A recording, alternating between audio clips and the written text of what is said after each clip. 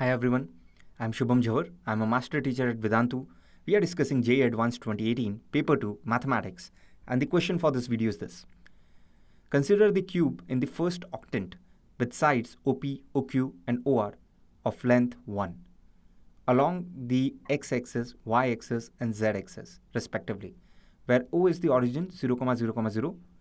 Let there be point S whose coordinates are half, half, half be the center of the cube. Clearly, it is the center of the cube and it will be the point of intersection of the diagonals. And T be the vertex of the cube opposite to the origin O, such that S lies on the diagonal OT. That means T has coordinates 1, 1, 1, and clearly here P, Q, R have coordinates respectively 1, 0, 0, 0, 1, 0, 0, 0, 1.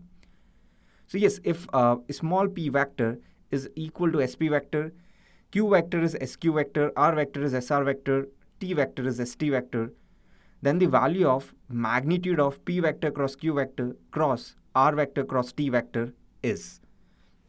Now here, one way is to find p vector, q vector, r vector, t vector and do the cross multiplication and things like that and find the value of mod. Another way is to quickly realize that actually, a p vector and q vector, the angle between them would essentially be the angle between two body diagonals of a cube, which essentially is cos inverse 1 by 3, and which is a well-known value. Yeah.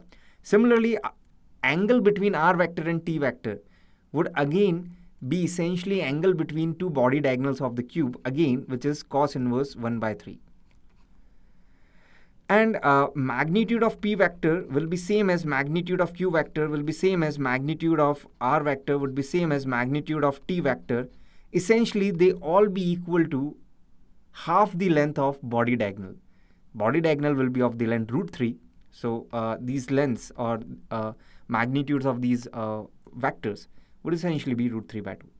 Now, if we can figure out angle between p vector cross q vector and angle between p vector cross q vector and r vector cross t vector, then we are done.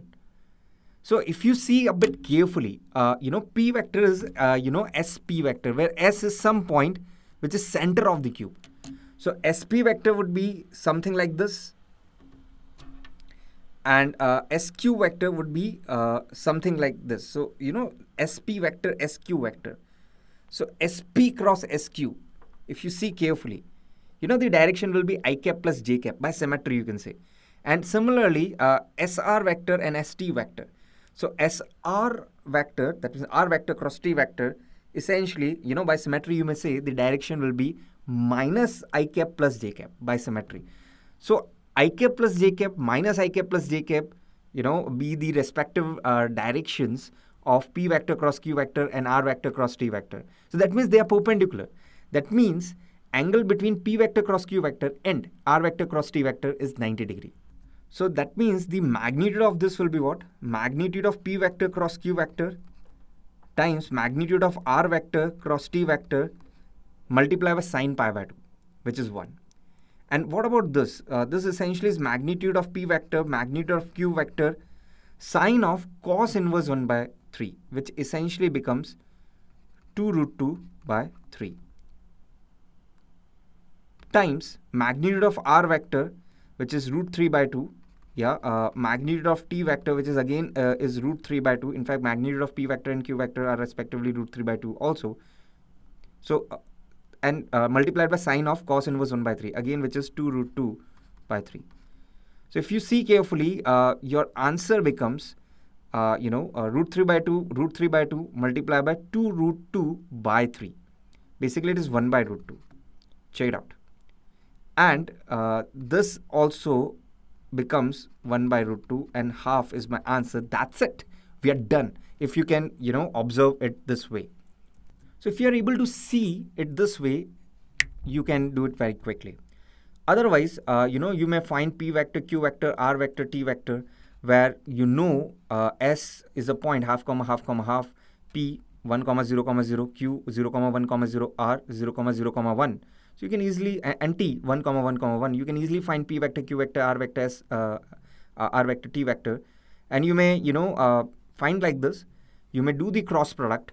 So it's very simple. P vector cross q vector cross product, very simply you get. R vector cross t vector cross product, very simply you get. And then, here itself, rather than taking cross product again, here itself you may see they are perpendicular. Their dot product is 0. So that means magnitude of p vector cross q vector cross r vector cross t vector is essentially magnitude of p vector cross q vector times magnitude of r vector cross t vector only. Why? Because angle between these two vectors is 90 degrees, sin 90 degrees 1. So which essentially becomes 1 by root 2 times 1 by root 2. It's half. So rather than doing this way further, you can just, jump like this and, reach your answer faster.